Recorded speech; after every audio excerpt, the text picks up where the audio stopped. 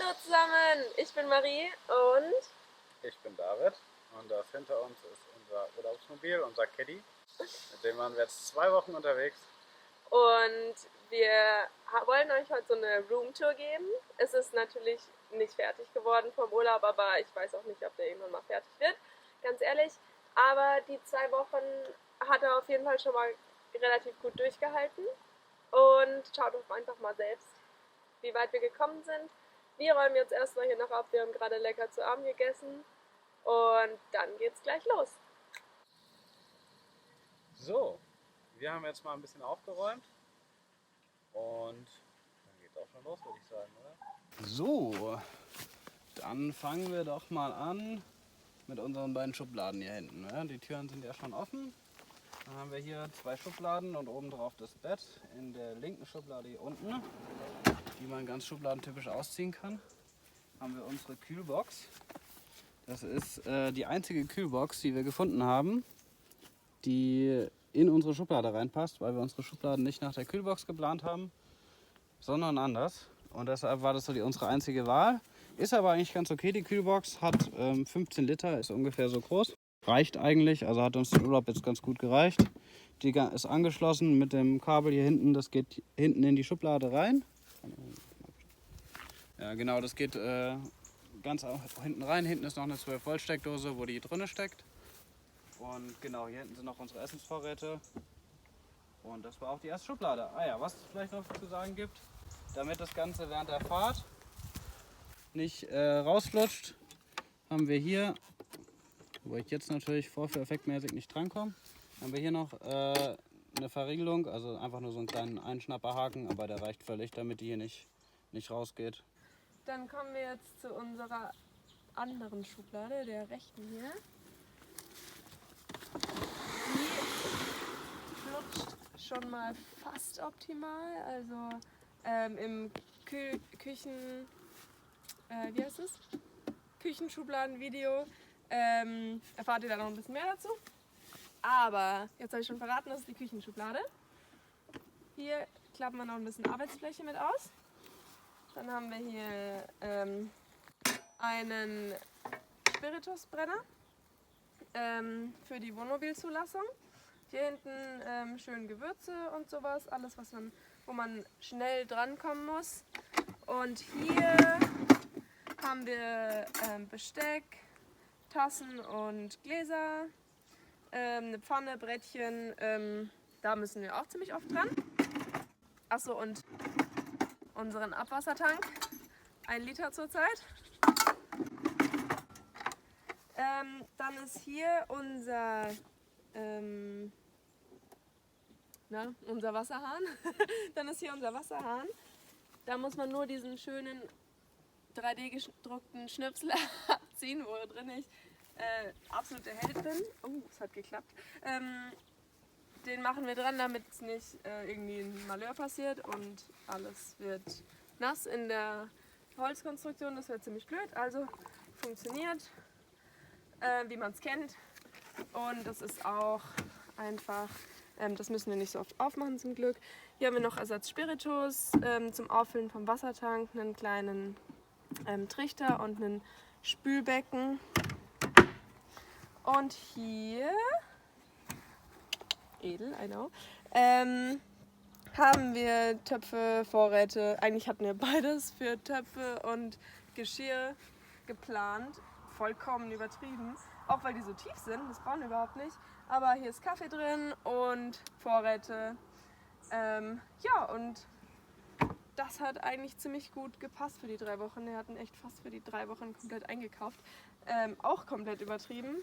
Aber ja, was soll ich sagen? Dafür mussten wir nicht so oft einkaufen gehen. Alright. So, machen wir uns wieder zu. Das ist hier jetzt drin. Und für während der Fahrt hier noch den Riegel vorschieben. Und David zeigt euch jetzt unseren Schrank. Und unser Schrank ist da. Und da gehe ich jetzt erstmal auf unser nicht zu übersehendes Bett. Weil von da aus komme ich am besten dran. So, machen wir es uns hier mal bequem. Und machen wir hier mal ein bisschen Platz. Genau, unser schöner Schrank, den haben wir noch kurz vor der Abfahrt eingebaut und der ist sehr nützlich. Hier haben wir erstmal das obere Fach mit bisschen Kleinkram und so weiter. Hier seitlich haben wir eine USB-Steckdose eingebaut mit 2 USB-Anschlüssen. Hier oben hängt unser Ladegerät für die Kamera, das wir tatsächlich gerade zum ersten Mal diesen Urlaub benutzen, kurz vor Ende.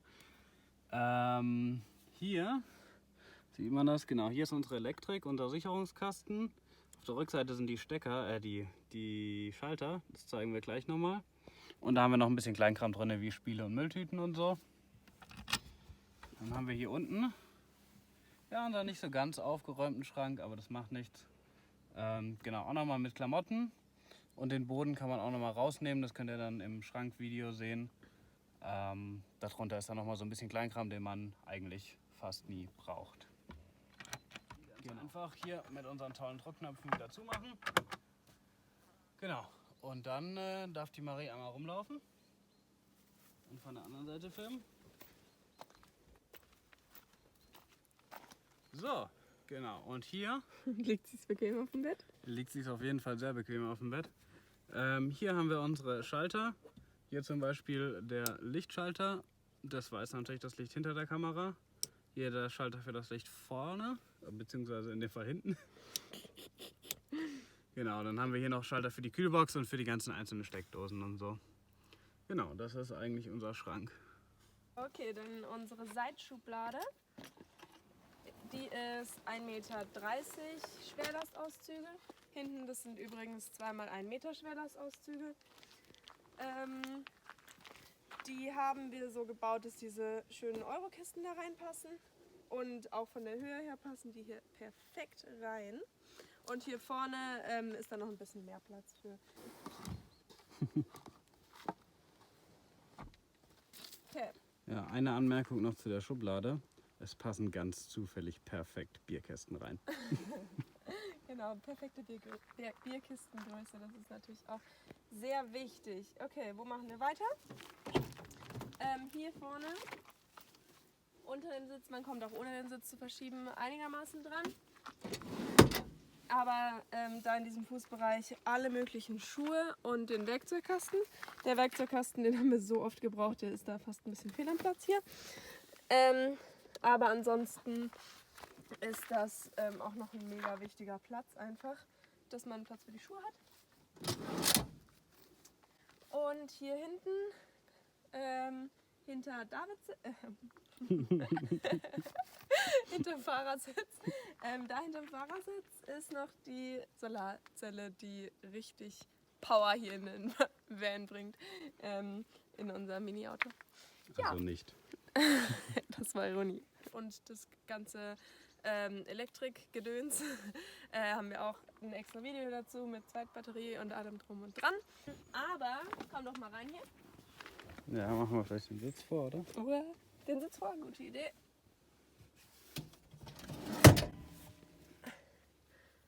Reicht es von der Helligkeit? Guck mal, wir haben hier eine Kopftasche noch belegen. Und da unten die Batterie. Genau. Und hier noch die eine zweite 12-Volt-Steckdose und die USB-Steckdosen. So, was wir hier drinnen natürlich noch Schönes haben, ist unsere Dachluke, die wir hier eingebaut haben. Die ist eigentlich ganz cool. Die hat nämlich ein schönes Mückengitter, einmal Verdunklung und natürlich kann man die aufmachen, und zwar in 2 Stufen. In der ersten kann man sie sogar sperren und es kommt kein Regen rein. Und in der zweiten kriegt man schön viel Luft. Genau. Und wenn ich jetzt hier drinnen bin und keine Lust habe, vorne rauszugehen, da kann ich jetzt inzwischen auch hier hinten rausgehen, indem ich hier diesen Griff betätige, den wir eingebaut haben, und komme hier raus. Für nachts haben wir auch für alle Fenster und die Stelle, wo ursprünglich die Laderaumtrennwand war, Vorhänge genäht. Und die kann ich auch mal eben zeigen. Oh, Klopapier. Das ist auch die Stelle, wo wir unser Klopapier lagern. Genau, also die bestehen aus so einem dünnen thermoisolierenden Vorhang und einem Vorhang, den ich noch auf dem Dachboden hatte. Aber ich wollte gerne eine schöne Farbe für innen haben, oder wir wollten das. Und dann haben wir da Magnete reingenäht. Und zwar, wie wir das machen, sieht man auch nochmal. Aber es kann sehr gut funktionieren. Und zwar einfach so. Zack, zack, zack. Und der Vorhang hängt und es ist sowas von mega dunkel. Und das ist echt geil. Und von außen sieht man überhaupt nichts. Besonders nicht dank der wunderbar dreckigen Scheibe und dem Fakt, dass wir die ja auch getönt haben. Kannst du ja mal die andere noch zumachen? Sieht man einen Da Unterschied? sieht man den Vergleich. Nein, man sieht keinen Unterschied. Ja, dann geht ihr noch mal kurz nach vorne. Also für die beiden Türen haben wir auch das Magnetsystem und für die Frontscheibe haben wir, wie man hier sieht, Klettverschlüsse in die Scheibe geklebt. Beim Fahren sieht man das wirklich kaum, weil es sehr am Rand ist. Und dafür kann man dann den Vorhang hier schön anbringen. Das ist eigentlich auch ziemlich gut, aber es ist auch mit die meiste Arbeit vom Vorhänge anbringen, definitiv. Ich zeige nochmal eben dann den Anführungsstrichen Laderaum-Trennwandvorhang. Genau. Der Dann haben wir, Entschuldigung. ja, was übrigens auch sehr cool ist, ist unser Fach da oben, wo ich den gerade rausgezogen habe. Das war zwar original schon drin, aber das ist sowas von praktisch. Das werden wir vielleicht noch ein bisschen verlängern, müssen wir aber noch mal gucken. Okay, dazu muss ich mal kurz was sagen. David hat da oben, also ich wurde schon mehrfach attackiert von den Sachen, die da oben drin liegen während der Fahrt, ja? Ja, also eventuell fällt gelegentlich was raus, aber es ist trotzdem ein sehr geiles Fach. So, dann haben wir diesen schönen Vorhang, wo ich jetzt natürlich mal die Richtung finden muss. Das ist unten. So. Und ich mache den jetzt mal hier dran.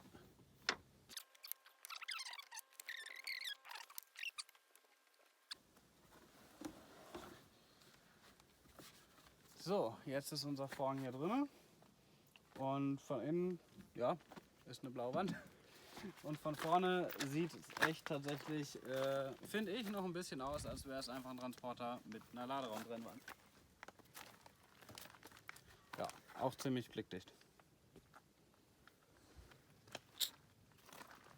Genau, und den mache ich jetzt wieder ab. Okay, dann kommen wir jetzt zu dem Bereich, den man bisher noch nicht gesehen hat. Dafür müssen wir ein bisschen umbauen.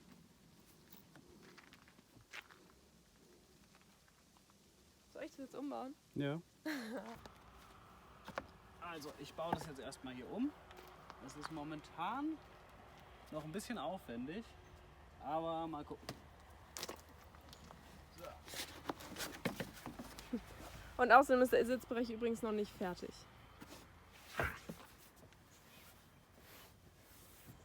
Genau, dann gibt es hier diese tolle Fußtechnik.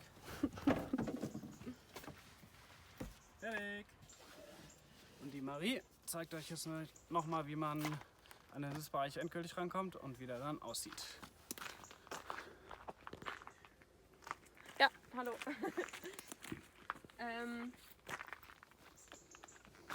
Ja, der Sitzbereich hat hier diese wunderschöne Platte. Da haben wir hier die beiden Sitze zurechtgeschnitten. Hier noch mit einem Polster. Und dann kann man sich hier auch ganz chillig anlehnen. Und da wir gerade gutes Wetter haben, baue ich es schnell wieder zusammen.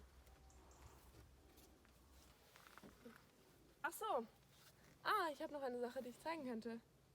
Und zwar haben wir unsere Platten hier so gebaut, dass man auch bei schlechtem Wetter an den Inhalt drankommt. Also dann so. Kann man auch, wenn es regnet und man die Schubladen nicht ausziehen will oder nicht ausziehen kann aus irgendeinem Grund, an den Stauraum drankommen. Ja, bin ich drauf, ja. Du bist drauf. Ja, siehst gut aus. Ja, was wir noch gar nicht wirklich angesprochen haben, ist unser Bett. Das ist nämlich eine ganz normale Schaumstoffmatratze aus dem Ikea. So ziemlich die günstigste, die es da gibt, glaube ich. Das war meine alte Matratze. Und ja, die ist 1,40 mal 2 Meter. Am Schrank an der Stelle haben wir ein bisschen beschnitten, sodass die jetzt da am Schrank 1,25 oder so ist, also für den Fußbereich. Und hier oben aber noch 1,40. Genau, und die passt da eigentlich ganz gut rein. Also auch mit den 2 Metern, das ist gar kein Problem. Und den Tisch, den wollen wir auch schnell irgendwo hinbekommen. Und wenn wir den nicht brauchen, beziehungsweise wenn wir rumfahren Ups. und uns keine Wasserflaschen entgegenkommen, dann kommt er hier hin. Und zwar haben wir jetzt hier aktuell 2 so Gummispanner, wo wir den hinterklemmen. Da muss auch noch ein endgültiges System hin, das ist noch nicht fertig, aber aktuell funktioniert es erstmal ganz gut. Und irgendwas anderes wollte ich gerade noch sagen, das habe ich aber vergessen. Ah ja, genau, die Dinger oben, genau. Wir haben nämlich auf dem Dach, wir haben noch mehr vorgesorgt für Schlechtwetter oder für zu sonniges Wetter. Wir haben nämlich hier auf dem Dach haben wir so Ösen festgemacht. Da haben wir rundherum 4 Stück und dann haben wir hier, Sorry? ja, haben wir rundherum 4 Stück und hier haben wir eine Plane, die können wir da dran festmachen. Da ist natürlich keine Schnur dran. Ich würde sagen, das kann man sich vorstellen, so, oder? Dann zeigen wir euch jetzt noch ein paar Kleinigkeiten, die wir einfach mega gut finden, feiern, extrem genießen, auch wenn es nur klitzekleine Sachen sind. Zum Beispiel, okay, for no reason, dieses Handschuhfach ist gekühlt. Erstmal alle möglichen Zeug daraus holen. Die Klimaanlage hat hier einen Ausgang.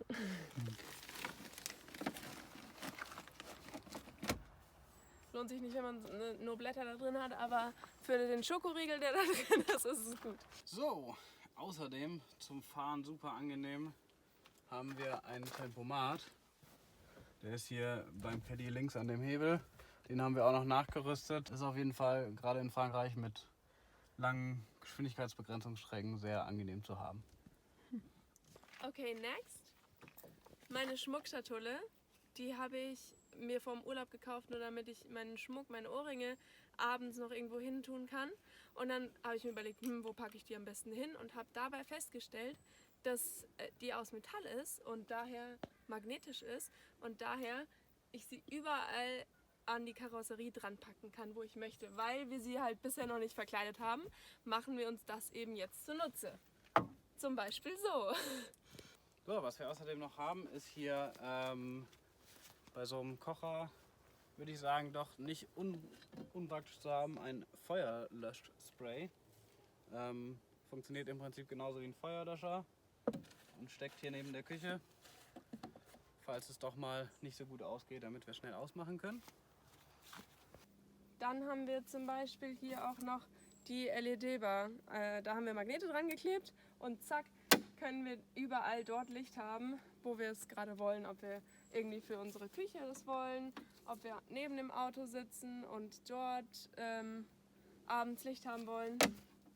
Wie auch immer.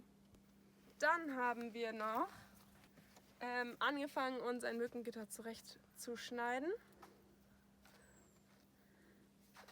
Das ist noch nicht irgendwie perfekt proportioniert auf die Länge, aber mit ein paar Magneten machen wir zack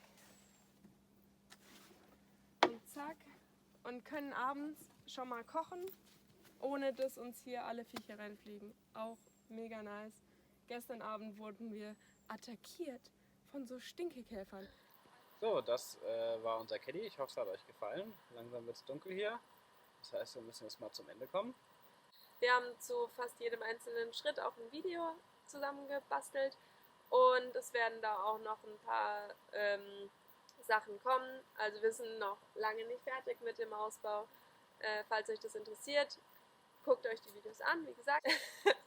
Ja, und das war Roomtour Number 1 und ich würde sagen, schönen Abend noch und bis bald. Gut, fertig. Ja. Machst du Stopp? Okay, ich mach Stopp. Woo!